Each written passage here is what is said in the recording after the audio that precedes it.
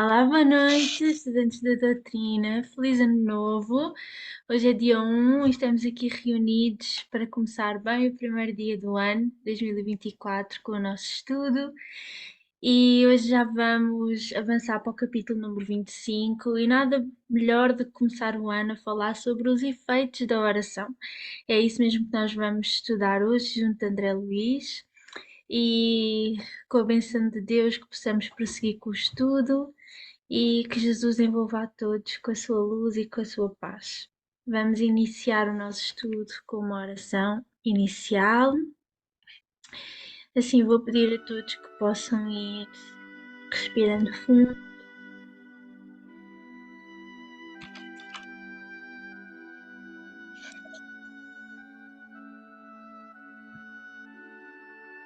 Ir fechando os olhos.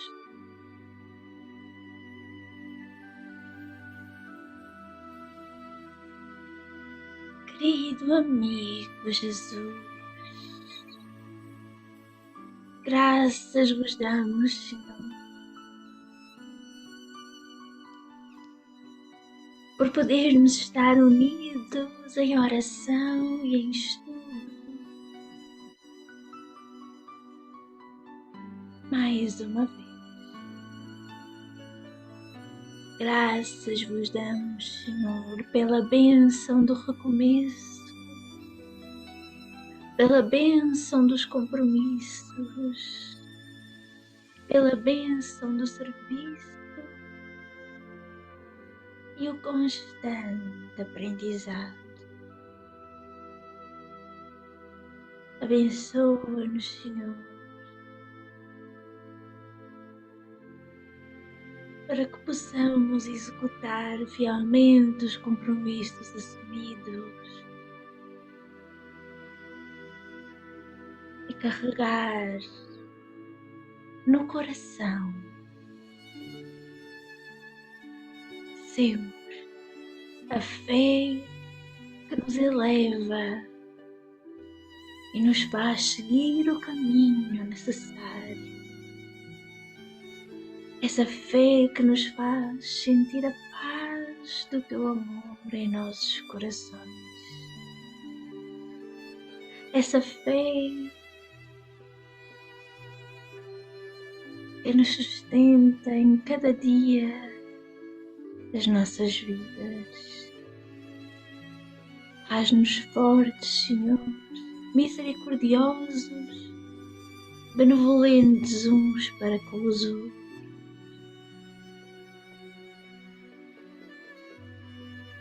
Que a tua paz possa envolver todo este globo neste dia,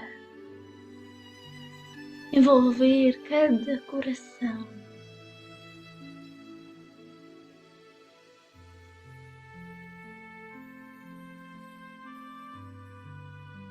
É conosco, querido amigo, e que assim seja.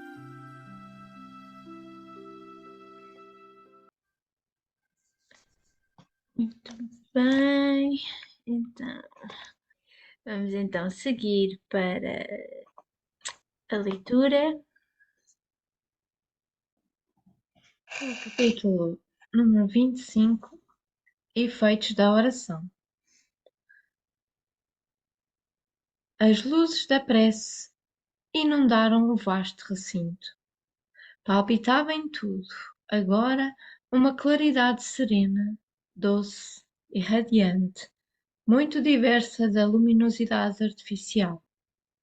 Os flocos radiosos que partiam de nós multiplicavam-se no ar, como se obedecessem a misterioso processo de segmentação, e caíam sempre sobre os corpos inanimados e enrijecidos, dando a impressão de lhes penetrarem as células mais íntimas. Eu estava boquiaberto. Não me fora permitido contemplar fenómenos dessa natureza em nosso lar. Aliás, concluía, ainda não receber auxílio magnético às percepções, senão poucas horas antes da viagem. A claridade crescia e estendia-se em espetáculo prodigioso. Agora, porém, abandonarmos a atitude de recolhimento destinada à concentração de nossas próprias forças e emissão de energias vibratórias. Nossos corpos, todavia, continuavam envolvidos em vasto círculo irradiante. Prosseguindo, porém, o grande silêncio, notei que a luz da oração se fazia mais clara, mais penetrante. Comecei a ver, como no caso de Ana, que todos aqueles esqueletos misérrimos apresentavam núcleos de sombra, além das máscaras mortuárias, núcleos que se mostravam dentro de formas variadíssimas. As bolhas luminosas caíam incessantemente, mas agora, como se fossem dirigidas por uma vontade inteligente, concentravam-se quase todas sobre as frontes imóveis. Então pude observar o inaudito e inconcebível para mim. As múmias, porque não posso dar outro nome aos irmãos que dormem, começaram a dar sinais de vida. Alguns daqueles infelizes deixavam escapar gemidos angustiosos. Outros falavam em voz alta, dando conta dos pesadelos que os atormentavam, como sonâmbulos prestes a despertar. Muitos moviam os pés e as mãos, como a se esforçarem por fugir ao sono doloroso. Eminentemente surpreendido, reparei que dois se levantaram, distante de nós. Recordei que ambos faziam parte daqueles que haviam recebido toda a espécie de assistência, inclusive o sopro curativo. Olharam-nos de longe, como loucos que acordassem de súbito, e dispararam a correr, espavoridos, não obstante a impressão de cadáveres ambulantes que nos causavam. Admirado, verifiquei que ninguém esboçou a menor disposição de segui-los. E quando me propunha instintivamente a fazê-lo, Alfredo deteve-me, exclamando: Não se preocupe, eles seriam amargamente surpreendidos se fossem notificados agora de sua permanência longa entre verdadeiras múmias. Acreditam sonhar, e é melhor assim. Não poderão fugir às nossas fortificações e voltarão a pedir socorro noutras dependências, a que serão recolhidos para adequado tratamento. Continuamos silenciosos mais alguns minutos e notei que as luzes se foram apagando gradativamente, ao passo que os cadáveres retomavam a imobilidade anterior. Ismália declarou terminadas as nossas atividades da oração e o administrador, após o sinal luminoso que notificava aos operários o término das obrigações, adiantou-se para nós, clamando: Gratíssimo pelo concurso fraternal. Realizamos belo serviço, intercessório. Desde há alguns dias ninguém se levantava. Aniceto, percebendo-nos a perplexidade, falou a Vicente e a mim de maneira significativa. Conforme viram, o trabalho da prece é mais importante do que se pode imaginar no círculo dos encarnados. Não há prece sem resposta. E a oração, filha do amor, não é apenas súplica, é comunhão entre o Criador e a criatura, constituindo assim o mais poderoso influxo magnético que conhecemos. Acresce notar, porém, já que comentamos o assunto, que a rogativa maléfica conta igualmente com enorme potencial de influenciação. Toda vez que o espírito se coloca nessa atitude mental, estabelece um laço de correspondência entre ele e o além. Se a oração traduz atividade no bem divino, venha de onde vier, encaminhar-se-á para o além em sentido vertical, buscando as bênçãos da vida superior. Cumprindo-nos advertir que os maus respondem aos maus nos planos inferiores, entrelaçando-se mentalmente uns com os outros. É razoável, porém, destacar que toda a prece impessoal dirigida às forças supremas do bem, delas recebe resposta imediata em nome de Deus. sobre os que oram nessas tarefas benditas, fluem das esferas mais altas os elementos força que vitalizam o nosso mundo interior, edificando-nos as esperanças divinas. E se exteriorizam, em seguida, contagiados do nosso magnetismo pessoal, no intenso desejo de servir com o Senhor. E procurando materializar o pensamento, para facilitar-nos a compreensão, acentuou. Viram vocês cair sobre nós os elementos a que me refiro e observaram a sua exteriorização com as luzes de cada um de nós, em benefício dos irmãos que dormem e sofrem. Concedeu-nos o Altíssimo a força de auxiliar em porções iguais para todos, mas nós a espalhamos de acordo com a nossa possibilidade e coloração individuais. Ismália, cujos sentimentos são mais amplos e universalistas que os nossos, pôde receber com mais clareza o auxílio divino e distribuí-lo com mais abundância e eficiência. Temos aqui uma profunda lição. Como já disse, o Pai visita os filhos necessitados através dos filhos que procuram compreendê-lo. Não poderíamos abusar do Senhor como abusamos no círculo terrestre dos nossos pais humanos. Não vive Ele ao sabor dos nossos caprichos pessoais. Nunca poderia vir em pessoa enxugar o pranto do necessitado que chora, em consequência, aliás, do olvido das divinas leis. Compete ao necessitado caminhar ao reencontro dele. O Senhor, todavia, atende sempre a todos os homens de boa vontade, por intermédio dos homens bons, que se edificam na casa divina. Todos os nossos desejos e impulsos razoáveis são atendidos pelas bênçãos paternais do Eterno. Ainda que nos demoremos nas lágrimas e nas aflições, jamais permanecemos ao desamparo. Apenas devemos salientar que as respostas de Deus vão sendo maiores e mais diretas à medida que se intensifica o nosso merecimento, competindo-nos reconhecer que para semelhantes respostas são utilizados todos quantos trazem consigo a luz da bondade, ou já possuem mérito e confiança para auxiliar em nome de Deus. As explicações de Aniceto abriam novos campos de meditação. O esclarecido instrutor, contudo, não dera por fim da lição, e depois de longa pausa concluiu. Já que vocês se encontram comigo num curso de serviço auxiliador, espero aproveitem o máximo ensinamento desta hora. Reparem que nestes pavilhões temos 1980 abrigados que dormem. Todos recebem diariamente alimento e medicação comuns, mas só 400 são atendidos com alimento e medicação especializados, por se mostrarem mais suscetíveis de justa melhora.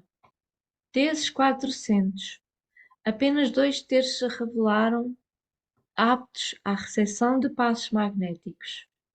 Muitos não podem receber, por enquanto, a água efluviada. Poucos foram contemplados com o sopro curativo, e somente 2 se levantaram, ainda assim profundamente perturbados. Já que iniciam um trabalho de cooperação fraternal, não esqueçam esta lição. Façamos todos o bem, sem qualquer ansiedade.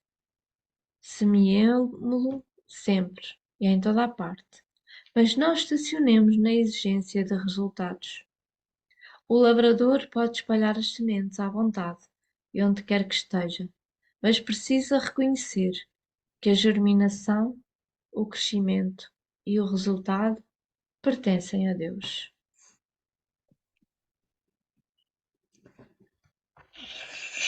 Obrigada, mãe, pela leitura deste capítulo de hoje.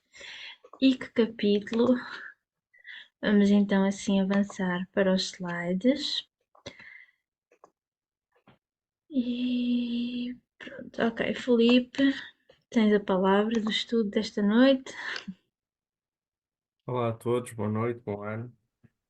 Então, é de facto como já disse, vocês já disseram, é capaz de ser o capítulo mais rico que nós lemos até agora nesta obra. Todos são muito riquíssimos, mas este traz muitas informações. Este traz naquilo que é o seu esplendor máximo do André Luiz enquanto repórter espiritual a trazer-nos os efeitos da oração. E é isso que nós hoje nos propomos a estudar.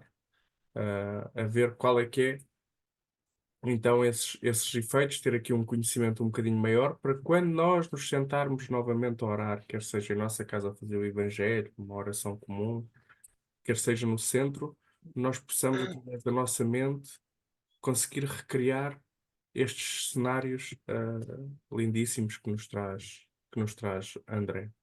E ele começa por nos dizer na obra, dizer que os flocos radiosos que partiam de nós multiplicavam-se no ar, como se obedecessem a misteriosos processos de sustentação, e caíam sempre sobre os corpos inanimados e enrijecidos, dando a impressão de lhes penetrarem as células mais íntimas. E nós vamos recorrer aqui ao Livro dos Espíritos, à pergunta 664, quem quiser ler, para vermos então se é útil ou não esta oração pelos sofredores. E acho que a minha mãe quer já começar aqui a ler. É tudo. Isto é a pergunta, isto é a resposta. Da pergunta do Livro dos Espíritos, a 664. Será útil que oremos pelos mortos e pelos espíritos sofredores? E neste caso, como podem as nossas preces lhes proporcionar alívio e abreviar o sofrimento? Têm elas o poder de abrandar a justiça de Deus? Resposta: a prece não pode ter por efeito mudar os desígnios de Deus, mas a alma, por quem se ora, experimenta alívio, porque recebe assim um testemunho de interesse que inspira aquele que por ela pode e também ela pede e também porque o desgraçado sente sempre um refrigério quando encontra almas caridosas que se compadecem das suas dores. Por outro lado, mediante a prece, aquele que ora concita o desgraçado ao arrependimento e ao desejo de fazer o que é necessário para ser feliz. Neste sentido, é que se lhe pode abreviar a pena, se por sua parte ele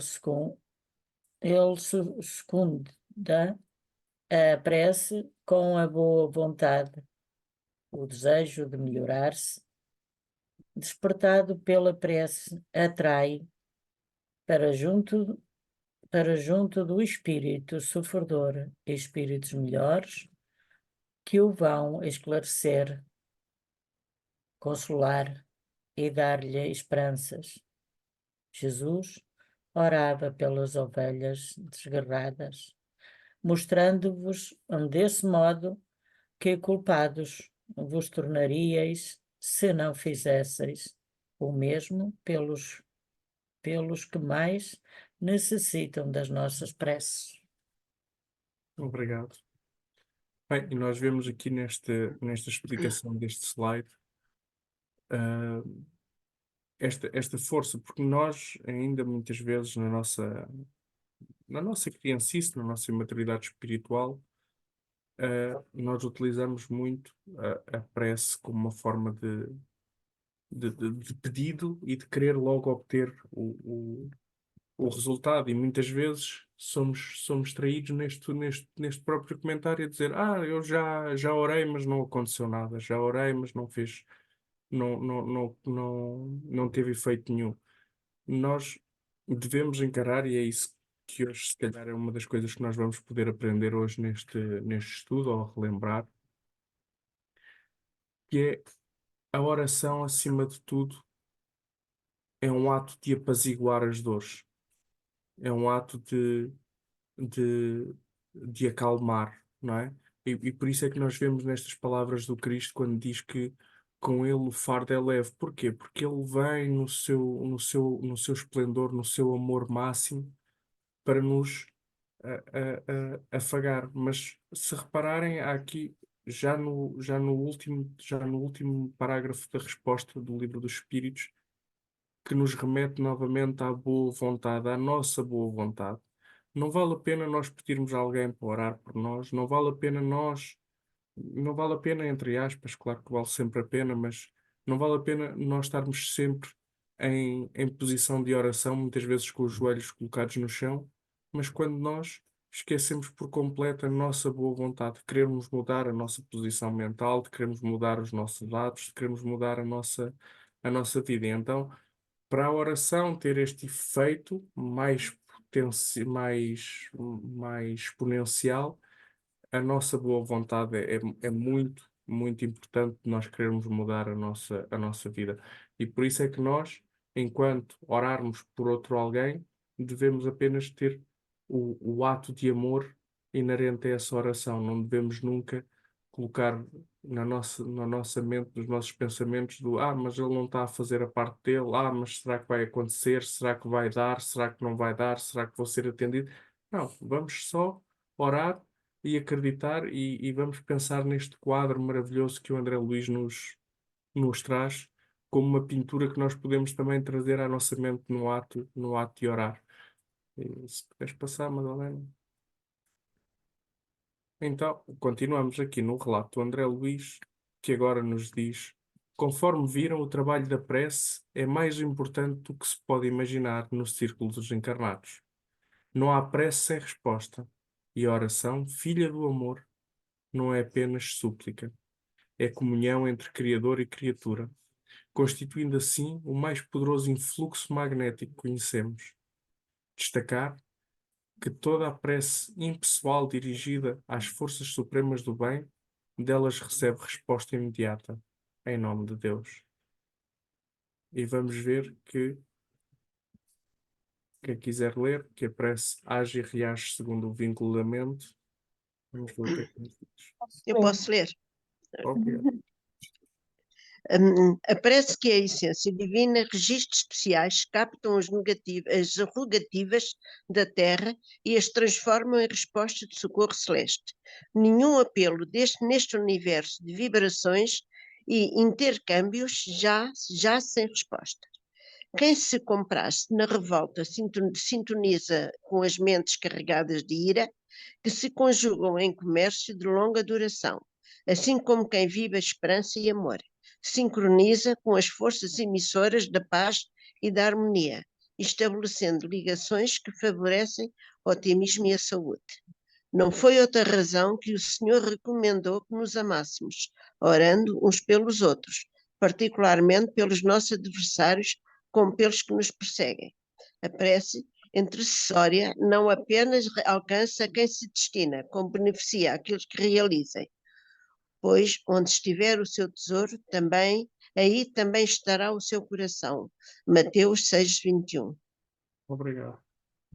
Bem, eu não sei se vocês hoje tiveram a oportunidade de ver a lição que foi partilhada no grupo, mas que falava que é uma passagem do Evangelho de João, que falava da sementeira e que no fundo resume todo este capítulo e resume esta parte. Todos nós semeamos a qualquer momento. Quando nós temos um pensamento negativo, nós estamos a semear a algum lado, alguma coisa, que a dado momento vai brotar.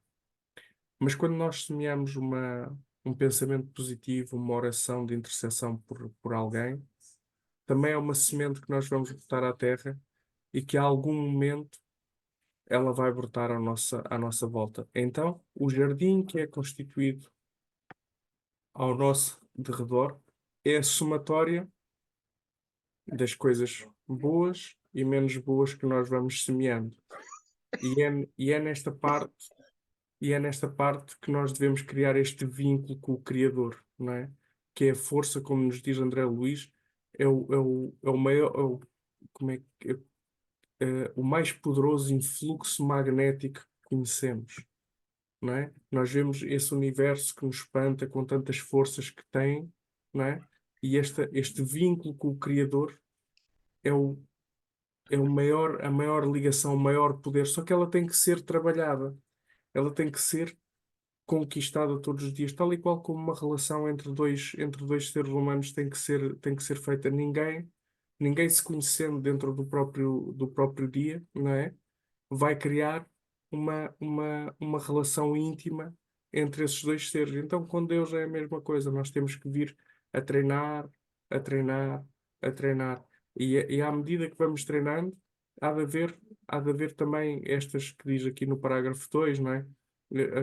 A nossa mente ainda viciada e destreinada vai muitas vezes tentar fugir para caminhos mais carregados, para este comércio de longa duração, mas nós vamos ter que ir treinando e trabalhando e trabalhando e trabalhando. Ou seja, nós não podemos esperar que hoje, começando, imaginemos nós que estamos a começar agora este trabalho de criar o vínculo com o Criador, que nos sentamos e que saia da nossa boca a oração mais profunda ou o momento de conexão mais profundo, porque ele é trabalhado diariamente. E então é aqui que nós vemos que a prece age e reage segundo o vínculo da mente, segundo este tal trabalho que nós fazemos todos os dias. Se ninguém quiser acrescentar, podes passar, Madalena. Então, e diz-nos aqui, ainda aqui na Gênesis, utilizando aqui a Gênesis, o capítulo 15, o item 10 e 11, a pergunta que nós fazemos é como entender fluidicamente a resposta da prece ser condicionada ao merecimento de quem ora, ou daquele ser para quem se ora. E relembra-nos aqui Allan Kardec a parábola daquela mulher que sofria por 12 anos, não é? Certa mulher que fazia 12 anos que estava com uma hemorragia veio por trás de Jesus e tocou na barra da capa dele, pois ela pensava assim: se eu apenas tocar na capa dele, ficarei curada. E logo Jesus, conhecendo que a virtude de si mesmo saíra, voltou-se para a multidão e disse: quem tocou nas minhas vestes? Isto está em Marcos, está no Evangelho de Marcos, capítulo 5, versículo 30. Não é? Existia aqui um profundo acreditar ou uma fé, não é? Hoje o que é que nos diz a Evangelho, a Gênesis? Estas palavras, conhecendo em si mesmo a virtude que dele saíra, são significativas. Exprimem, exprimem um movimento fluídico que se opera de Jesus para a doente. Ambos experimentaram a sensação que acabara de produzir-se. É de notar-se que o efeito não foi provocado por nenhum ato da vontade de Jesus. Não houve magnetização, nem imposição das mãos. Bastou a irradiação fluídica normal para realizar a cura. Mas por que essa irradiação se dirigiu para aquela mulher e não para outras pessoas? Uma vez que Jesus não pensava nela e tinha a cercá-lo a multidão. É bem simples a razão. Considerado como matéria terapêutica, o fluido tem que atingir a matéria orgânica, a fim de repará-la. Pode então ser dirigido sobre o mal pela vontade do curador, ou atraído pelo desejo ardente, pela confiança numa palavra, pela fé do doente. Com relação à corrente fluídica, o primeiro age como uma bomba calcante e o segundo como uma bomba aspirante. Algumas vezes é necessário a simultaneidade das duas ações. De outras, basta uma só. O segundo caso foi o que ocorreu na circunstância de que tratamos. Razão, pois, que tinha Jesus para dizer: tua fé te salvou. Compreende-se que a fé a que ele se referia não é uma virtude mística, qual a entendem muitas pessoas, mas uma verdadeira força atrativa de sorte que aquele que não a possui opõe à corrente fluídica uma força repulsiva, ou pelo menos uma força de inércia que paralisa a ação. Assim sendo, também, se compreende que, apresentando-se ao curador dois doentes da mesma enfermidade, possa um ser curado e outro não. É este um dos mais importantes princípios da mediunidade curadora e que explica certas anomalias aparentes, apontando-lhes uma causa muito natural. Bem, este texto aqui é, é espetacular porque nos traz aqui estas informações que há, não é? Ao curador e ao receptor, não é? E para que a cura possa receber todo o seu potencial, se os dois tiverem, se o receptor tiver a fé ardente que vai acontecer, que Deus vai permitir que aquela cura se ocorra, não é? Vai ser, como ele fala aqui, esta força aspirante. E se o irmão que tiver incumbido do trabalho de ser o intermediário da cura por intermédio de Deus, não é? Porque nada ocorre neste universo sem a vontade de Deus, ela vai ter uma força calcante. Ou seja, então vão os dois caminhar para o mesmo sentido e vai ter muito mais potencial. Se é só quando estas duas forças estão reunidas que a cura se dá, não. Como nos demonstra aqui, às vezes basta um lado, outras vezes basta o outro, mas ainda assim, quando as duas estão reunidas, é muito mais forte esta tal conexão e esta tal energia. Se alguém quiser acrescentar. Então, vamos novamente ver aqui os relatos do André Luís, que nos diz que as múmias, porque não posso dar outro nome aos irmãos que dormem, começaram a dar sinais de vida. Alguns daqueles infelizes deixavam escapar gemidos angustiosos.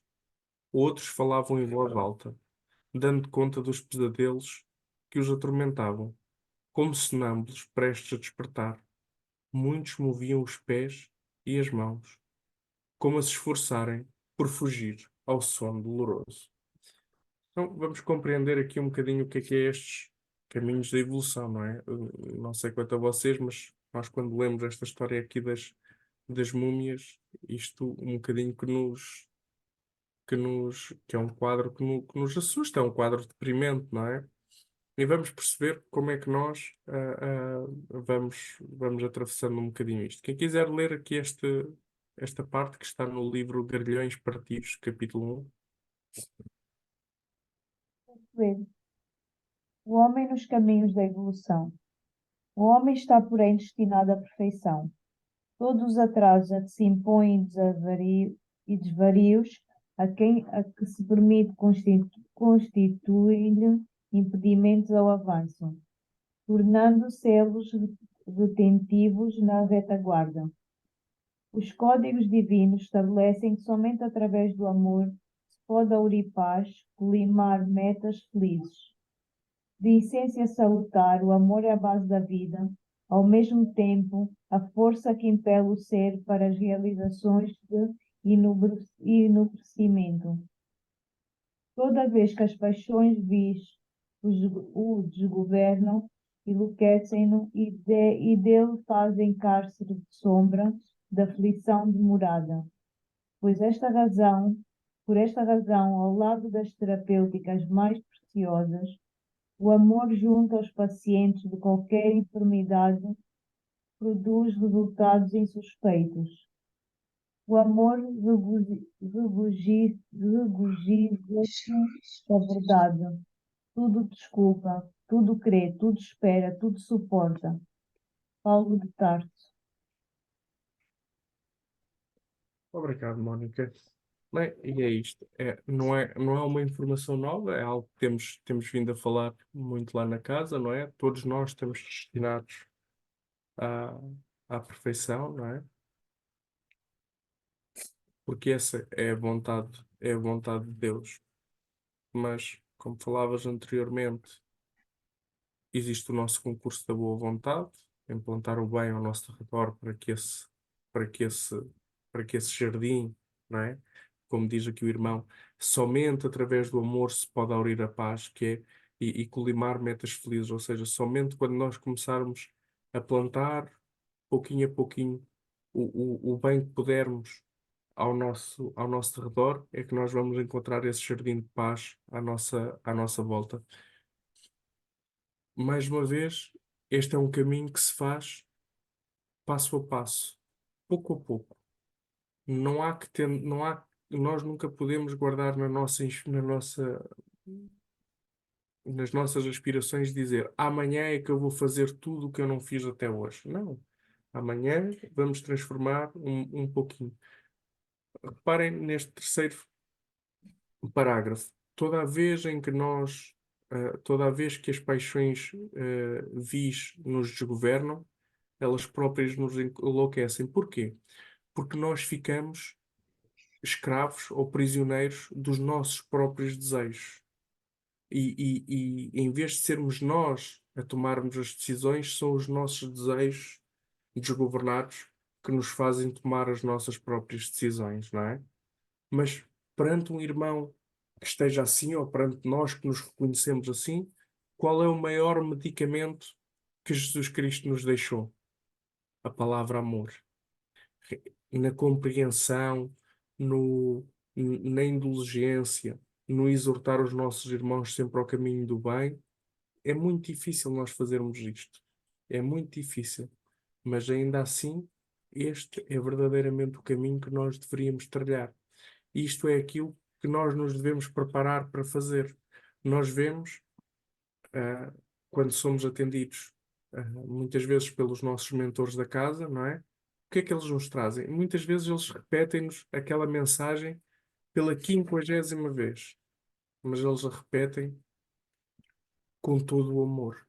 Como se fosse a primeira vez que nos estivessem a dizer aquilo. Como se nos trouxessem uma nova informação que nós nunca tivemos ouvido. Mas fazem aquilo com carinho, com amor. Porquê? Porque eles sabem que nós somos uma planta tão frágil, tão tenra ainda, que no mínimo sopro um pouco mais bravo, nós vamos quebrantar. E então é por isso que o amor traz sempre este fluxo mais apaziguador. E por isso é que o amor é que traz para nós, enquanto pacientes, neste consultório imenso do médico chamado Jesus Cristo, é o medicamento que mais produz efeitos em nossa cura. E se ninguém quiser acrescentar, podes passar. Ok. Continuamos aqui com as descobertas de André Luís, que diz: temos aqui uma profunda lição. Como já disse, o pai visita os filhos necessitados através dos filhos que procuram compreendê-lo. Esta é uma lição, este parágrafozinho tão curtinho é tão importante, porque, e nós temos falado disto muito na casa, que é, são os anjos que deveriam vir à Terra para implementar. Estás sem microfone, Filipe. Desculpa. Lembram-se daquela passagem, obrigado. Lembram-se daquela passagem do Evangelho do Trabalhador da última hora? Não é mais do que isto que André Luís nos traz, não é? São aqueles que se predispõem, que chegam a um limiar da consciência e que dizem assim: espera, eu para colher alguma coisa, eu tenho que semear alguma coisa. Eu até agora tenho semeado coisas menos boas. Então, se eu me predispuser a trabalhar, eu vou começar nesta sementeira das coisas mais positivas. E então vamos e dizemos assim, sentamos, paramos e dizemos assim: bem, mas eu na Terra, se eu quiser um trabalho, eu sei que existe os classificados, não é? Existem os anúncios para eu responder a uma determinada solicitação, mas com Deus, onde é que estão onde é que estão esses classificados? Eu não os vejo. Basta nós sentarmos no nosso interior, olharmos para dentro do nosso interior e olharmos à nossa volta, não é? Muitas vezes, é porque nós temos falado muito aqui. Existe um irmão que precisa de um sorriso, existe um irmão que precisa de um abraço, existe um irmão que precisa de um bom dia, existe um irmão que ah, precisa às vezes de uma palavra encorajadora. Não vejamos somente a caridade pelo, pela troca de bens físicos. É verdade que é necessário, não é? Um irmão que tem fome, antes de nós lhe falarmos de qualquer palavra, se calhar convém, se possível, apaziguar a fome para depois, sim, começarmos a falar de outras coisas. Mas nem todos nós temos fome do pão material. Mas muitos de nós, para não dizer todos, temos fome do pão espiritual.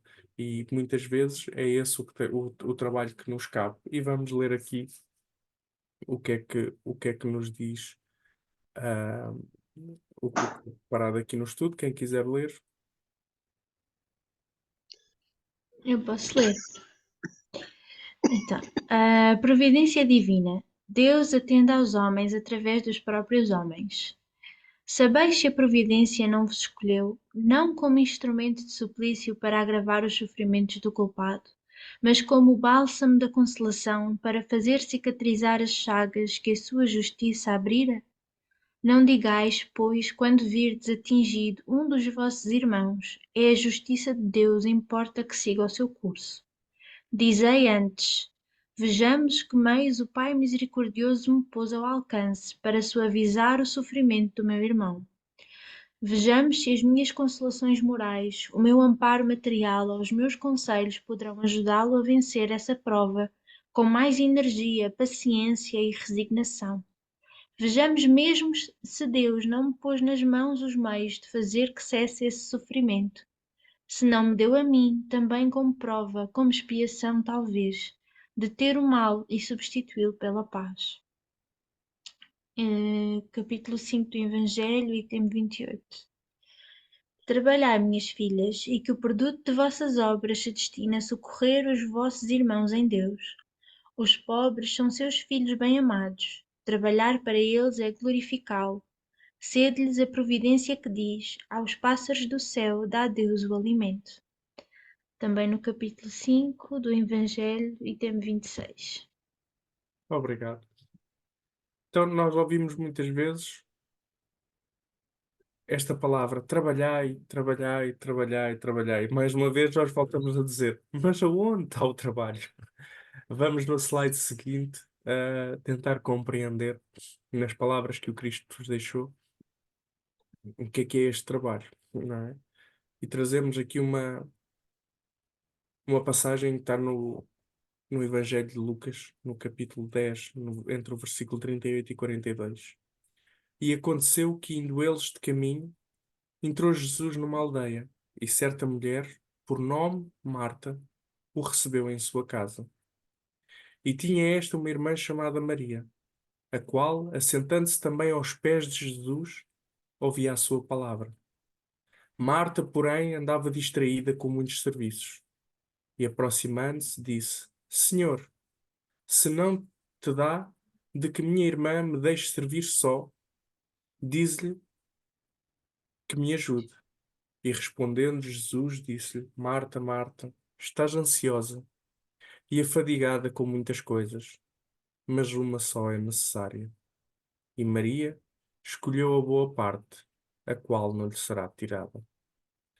Esta é uma passagem, pelo menos a nível pessoal, diz muito, porque nós muitas vezes nós andamos envolvidos com tantas coisas no nosso dia a dia, com tantos afazeres, e esquecemos de tirar aquele tempinho realmente para uma coisa que também é importante. O nosso sustento material é importante, mas como dizia lá atrás, mas foi deixado na palavra a dizer: não se preocupem, porque os pássaros também não têm trabalho e não lhes falta alimento. Não imiscui a nossa responsabilidade de termos o nosso emprego, de irmos trabalhar, de procurarmos o nosso sustento e sermos um cidadão valioso perante a sociedade. Até porque Se nós formos ler, e o livro Jesus no Lar traz muito isso, não é? Que João, surpreendido, disse: Mas Jesus, mas o estarmos o dia todo no ato de contrição, não é isso que faz o verdadeiro cristão? E ele diz: Não, não, não é isso.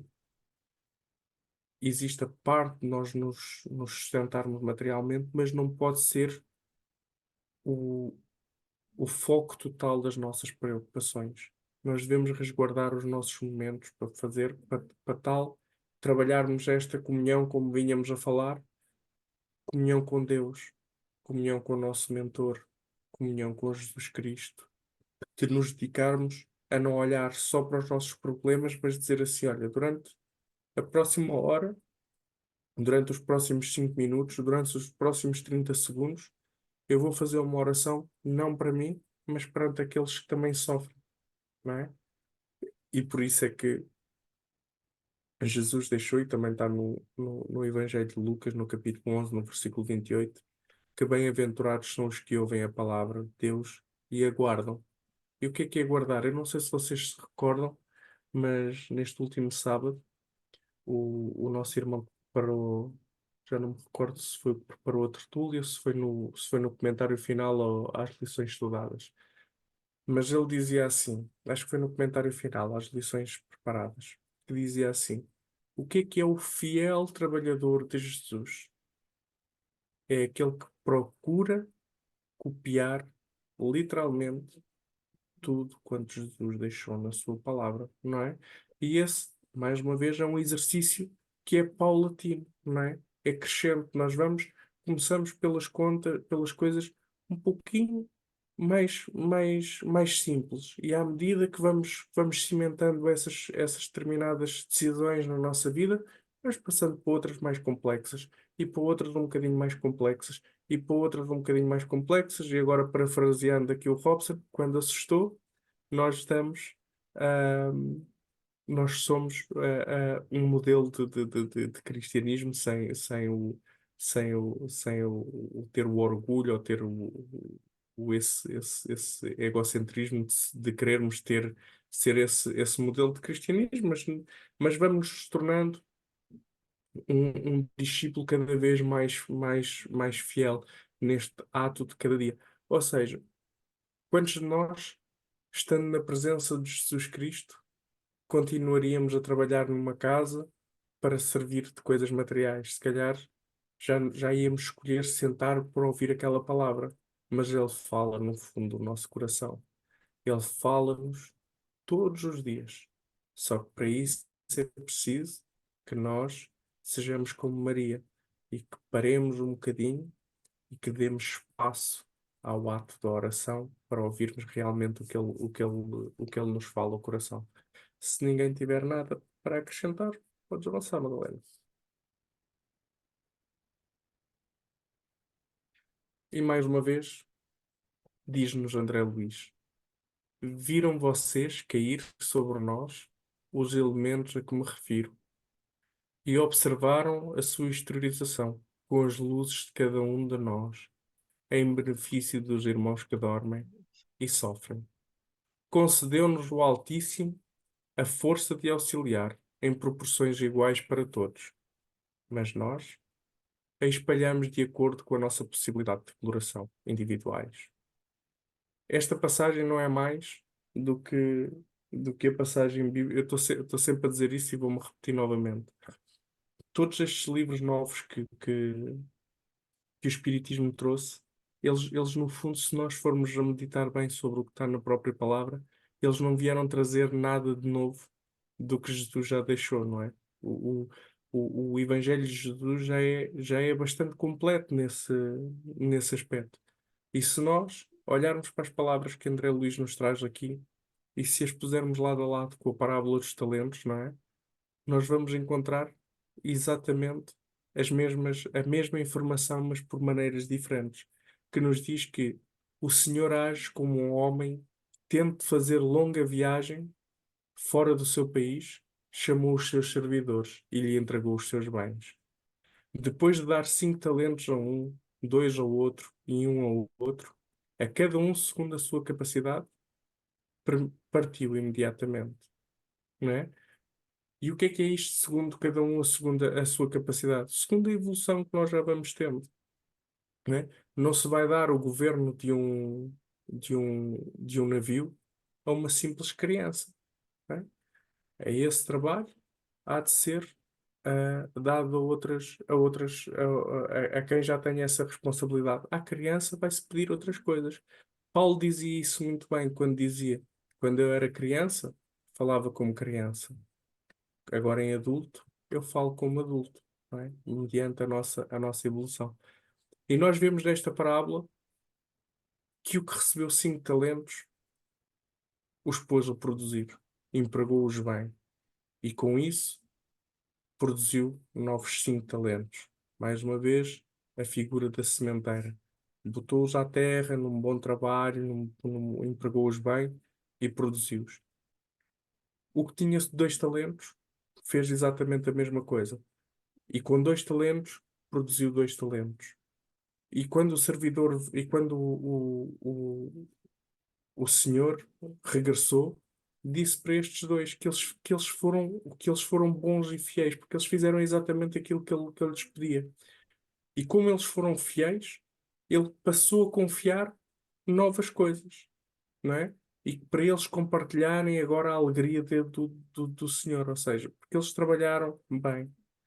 Mas aquele que só recebeu 1 talento teve medo, deixou que a ansiedade, deixou que os medos, deixou que a falta de fé lhes cristalizasse a existência, não é?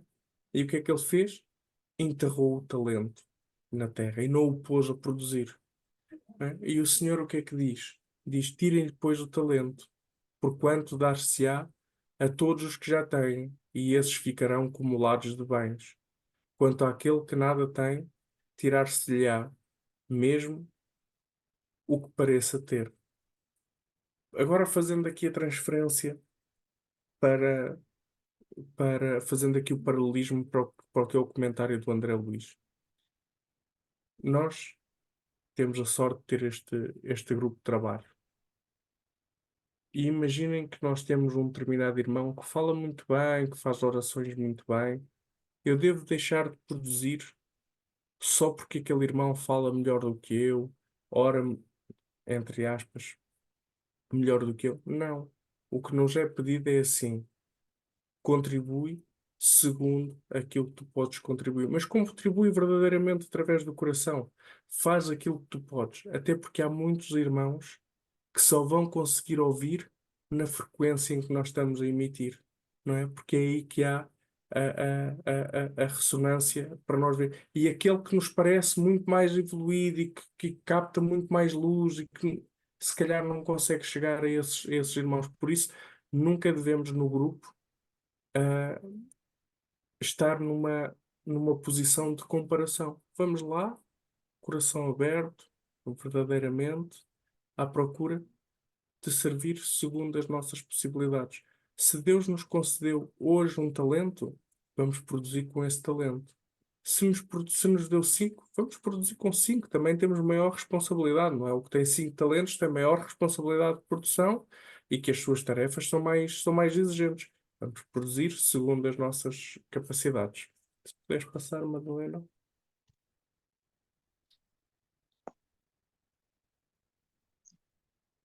Então, novamente, André Luís nos diz que, já que iniciam um trabalho de cooperação fraternal, não esqueçam esta lição. Façamos todos o bem, sem qualquer ansiedade. Semeemo-lo sempre em toda a parte, mas não estacionemos na exigência de resultados. O lavrador pode espalhar as sementes à vontade e onde quer que esteja, mas precisa reconhecer que a germinação, o crescimento e o resultado pertencem a Deus. Então, vamos olhar aqui para esta pergunta que diz: se não os puderes curar, o que farás com eles? É muito importante esta tarefa, porque às vezes nós sentimos que já não temos como chegar a outro tipo de resultados. E quem quiser ler, agradeço. Posso ler? Se não os puderes curar, O que fará com eles? Supõe muitos profissionais da medicina e da enfermagem que de outra terapêutica não dispõem, quando falham os recursos clássicos. Em razão disso, relegam os pacientes à própria sorte, deles cansados, procurando não perder tempo com os casos irrecuperáveis. Ouviram, no entanto, a terapia do amor, a psicoterapia do entendimento e da atenção. Quando o Dr. Pinel foi criticado por desejar libertar das correntes em que sofriam os loucos aos seus cuidados, o Bistre, em Paris, perguntaram-lhe zombeteiros colegas: se não os pode curar, que farás com eles? Amalosei, respondeu, como sacerdote do espírito. Farei sentir-se criaturas humanas outra vez. Dar-lhe-eis atenção. Quando os métodos de qualquer mister na Terra estiverem sob diretrizes seguras da técnica e o inspirador amparo simultâneo dos braços de Jesus, muitos males serão evitados e frutos fecundos recolhidos. Está no livro Grilhões Partidos, de Manuel Flomeno de Miranda, psicografia de Edivaldo Franco. Curar quando possível, aliviar quando necessário, consolar sempre. É o juramento de Hipócrates, né? Que os médicos fazem. É, exatamente. E devia ser uma coisa que nós devíamos gravar no nosso coração para qualquer ato que nós tivéssemos na nossa vida, porque só que nós muitas vezes o que é que fazemos? Voltamos aqui. Bem, curar se possível, ah, aliviar se possível, mas depois quando diz consolar sempre, nós mudamos e pomos assim, criticar sempre. Nós estamos sempre na posição de criticar, não é? E então esta parte nós deveríamos mudar, porque é muito difícil no estado em que nós temos de.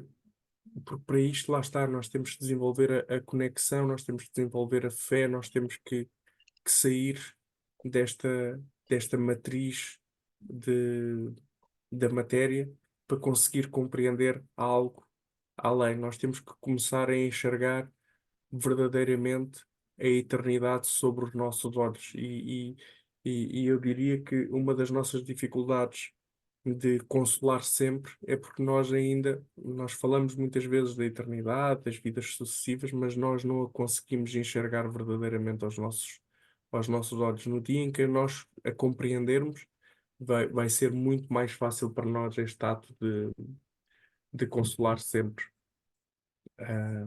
E passo.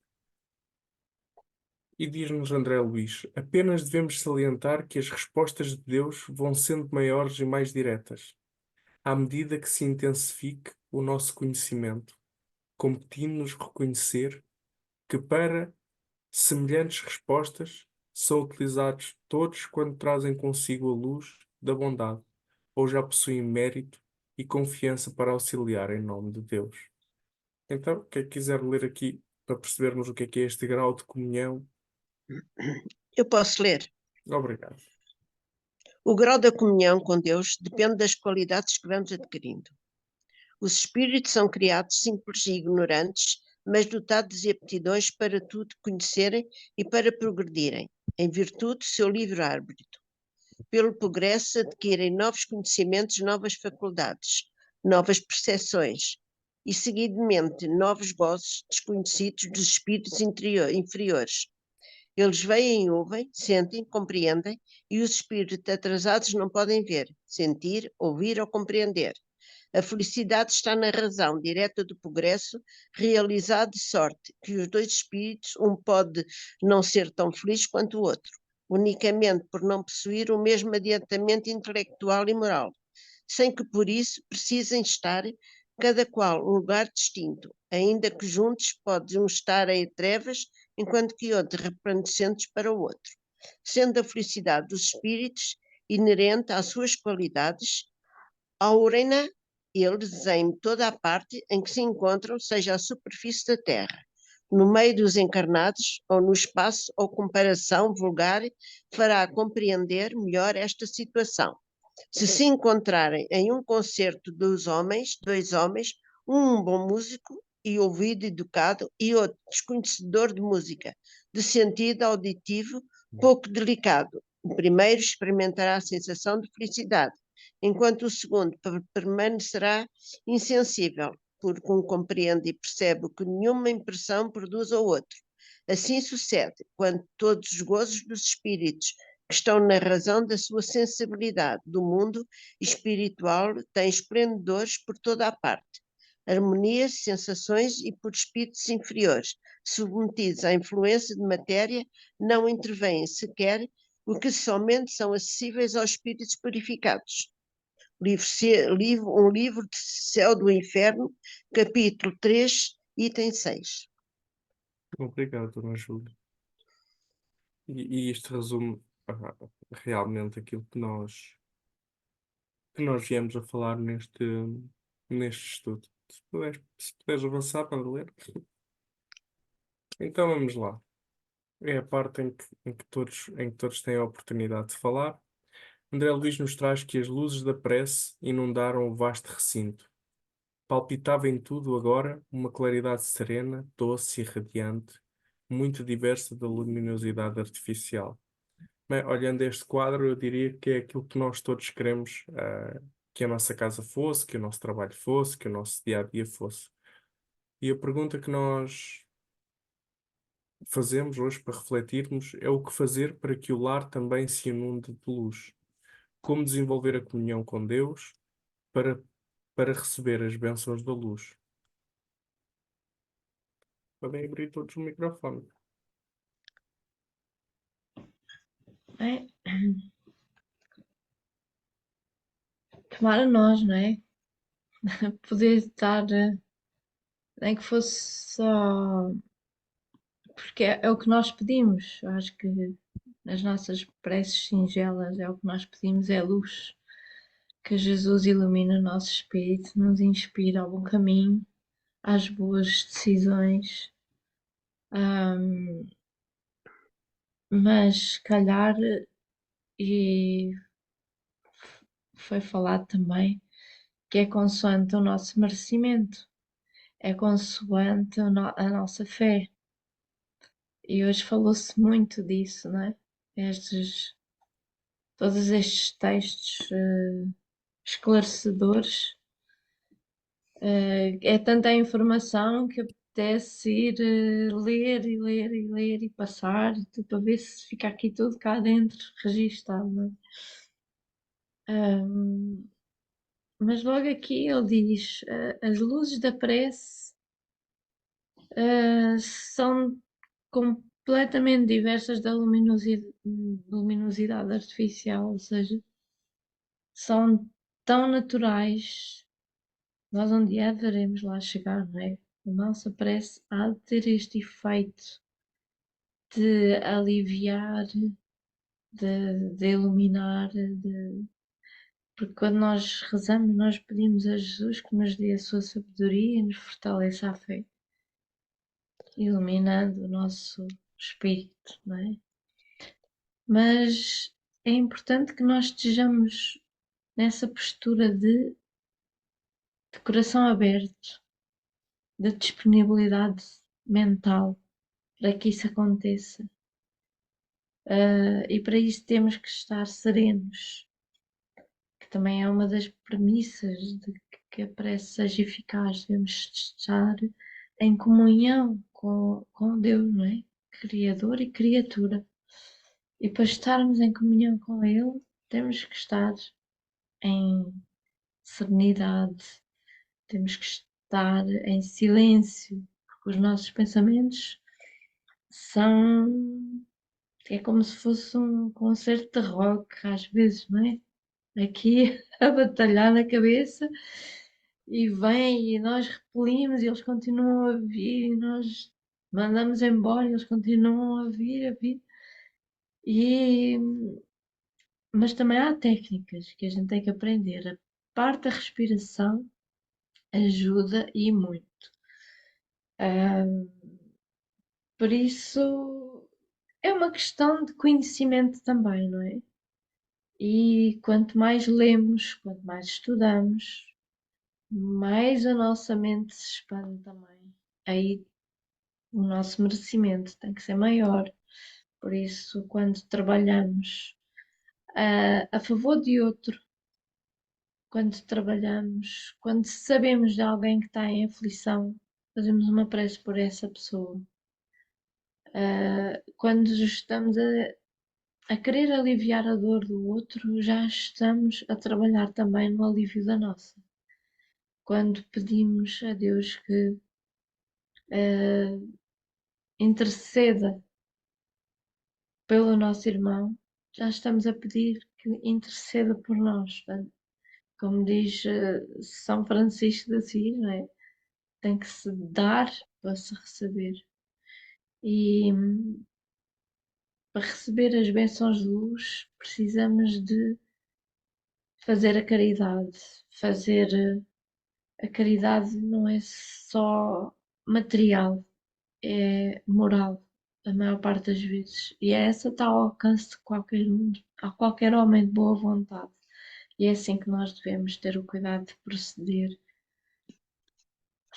evitar todas as sintonias com o plano inferior, porque aí a prece é horizontal, não é? Como dizia lá no início da leitura.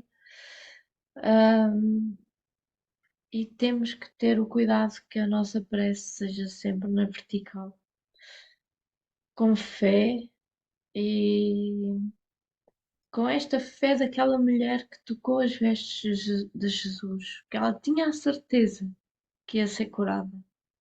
E é essa fé que a gente deve lutar por ter.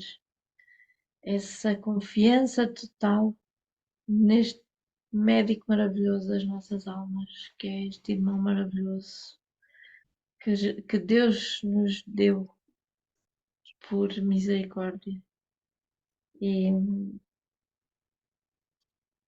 E se nós formos ter esta disposição mental de receber do sim de Maria, para receber as bênçãos do céu, já estamos a trabalhar para que a prece tenha efeito em nós e nos outros. Não sei se mais alguém agora passa a palavra. Joana, quer dizer alguma coisa? Fazer para colar também sinos de luz, simplesmente irmos nos modificando aos poucos. A prece é necessária, mas a prece tem que ir, não a prece só fazer. E é isso. Uma mudança.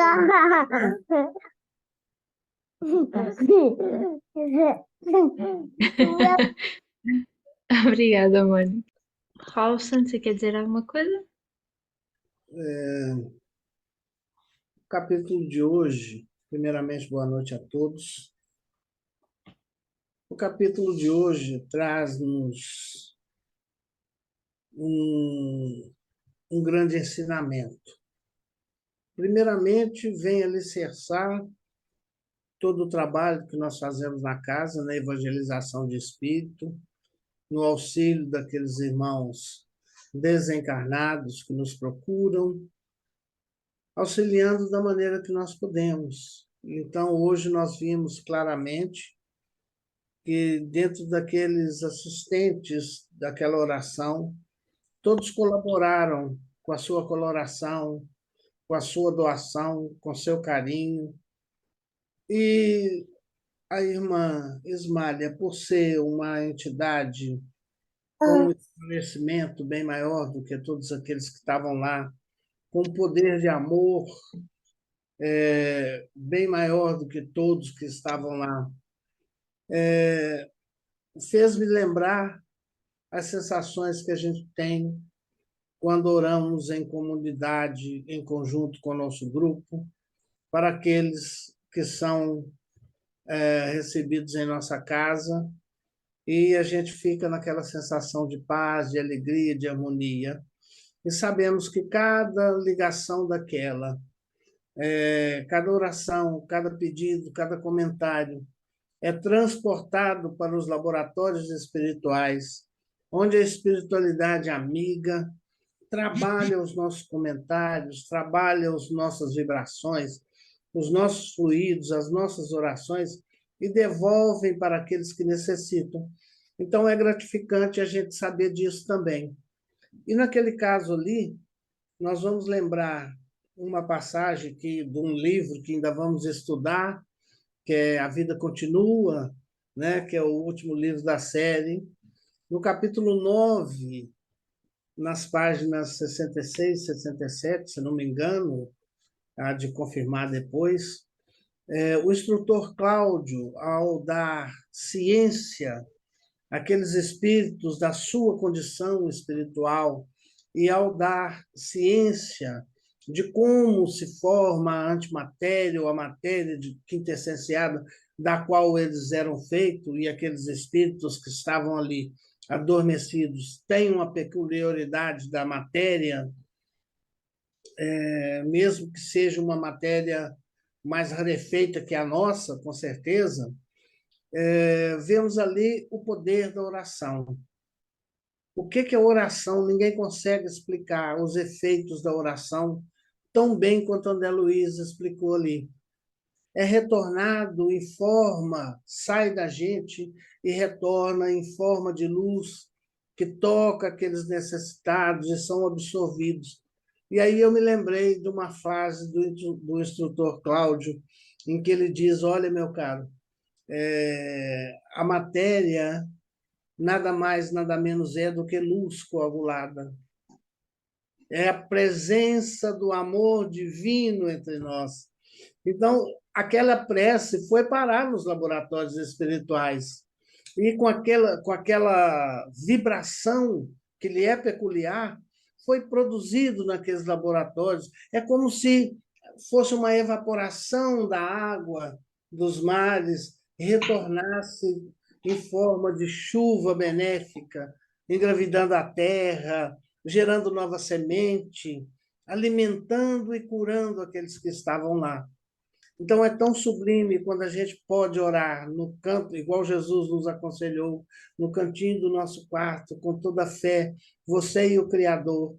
E quando você intercede pelos seus irmãos, como nos diz Allan Kardec, no livro dos Espíritos, é uma bênção, não só para aquele que recebe a oração, mas para nós também que estamos emitindo essa oração.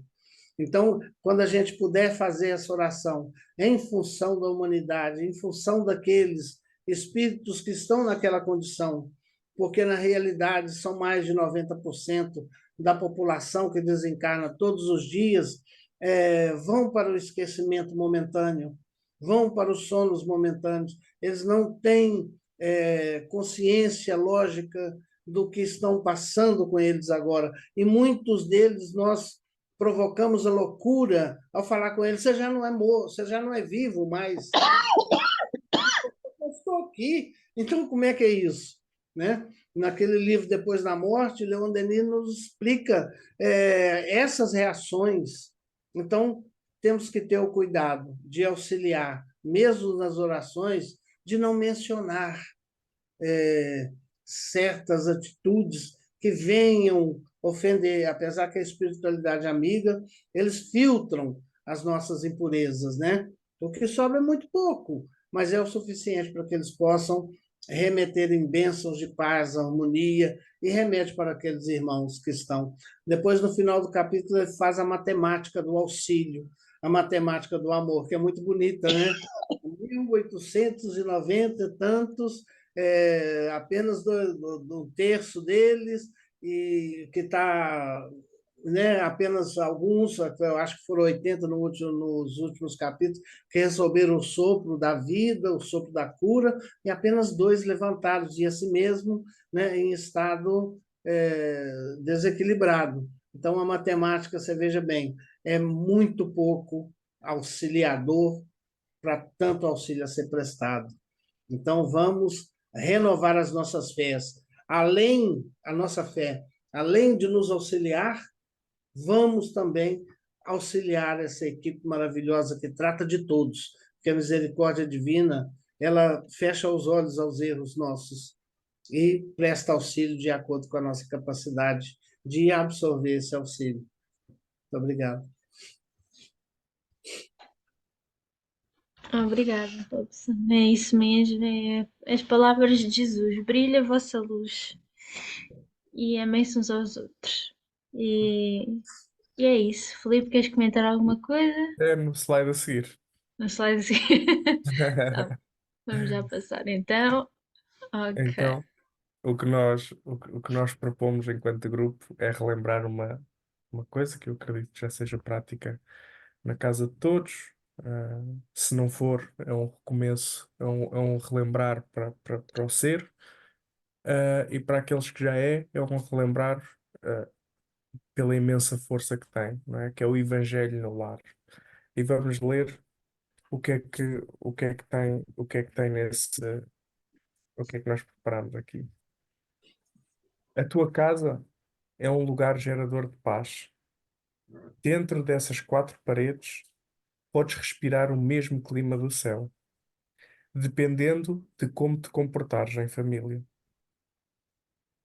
Toda a casa precisa de luz, porém, precisa do teu esforço para que ela brilhe no teu coração. Converte-te em discípulo da verdade, que essa verdade te libertará de todos os infortúnios, de todos os problemas. Por ser dócil à educação espiritual, comunga com o bem, que o bem reinará em teu coração e o amor te sustentará para a eternidade. É o culto do Evangelho que predispõe a todos da família à unificação pelo carinho e pelo afeto, pelo respeito aos direitos de cada criatura. Não pode existir culto do lar sem oração. É nele que podes, com mais acerto, compreender e exercitar a prece com maior amplitude. Tua casa precisa de oração. Por ela atuarão os espíritos elevados, capazes de colocar nos corações um segredo que depois saberás. E quando uma família se reúne entre as quatro paredes, com, a- com as intenções de se aproximar cada vez mais do Cristo, uma luz poderosa se fará presente e dissipará todas as trevas, se por acaso elas existirem no lugar em que se reúnem. E isto está no livro A Tua Casa, que é de. Então, falta o nome, Nunes Nunes Maia. Maia, Exatamente, pelo pelo Espírito. Instituto de Airtes. Exatamente, obrigado. Obrigado. E como nota final, como temos que sempre fazer o paralelismo para as palavras do Cristo, pois onde dois ou três estiverem reunidos em meu nome, ali estou eu, no meio deles. E esta é a promessa do Cristo, e como nós já vamos conhecendo o Cristo, ele nunca falha às suas promessas. E agradeço a todos por este momento, por este início do ano, e que possamos fazer deste ano um ano de estudo e aprendizagem, de comunhão e e de trabalho, acima de tudo. Obrigado pela vossa companhia. Que assim seja. Obrigada a todos pelo estudo desta noite, pelo comentário, pela luzinha que cada um partilhou aqui.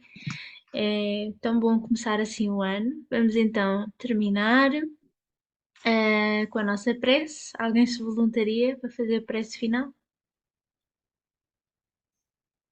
A Ana, né?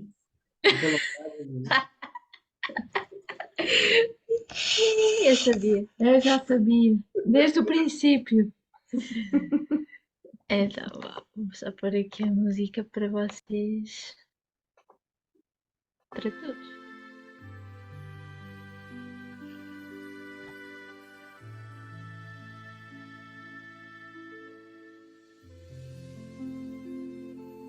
Querido Mestre Jesus, como é bom estes momentos de partilha, de conhecimento, em que sentimos a força do teu amor, do esclarecimento da tua palavra. Sentimos o amor do Pai nos unindo e nos esclarecendo pelo poder da oração. E neste primeiro dia do ano, te pedimos, Senhor, que tenhas misericórdia de nós, que nos dês a paz tão aclamada, que nos dês a força da fé e a sabedoria para sermos mais fraternos, para sermos mais amigos, para crescermos no teu amor. Obrigada, Senhor, por tudo o que nos dás. Fica connosco hoje, agora e sempre. Que assim seja. Assim seja. Obrigada a todos e que o Senhor traduza o nosso agradecimento em renovadas bênçãos de alegria e paz. Até para a próxima semana, se assim Deus o permitir.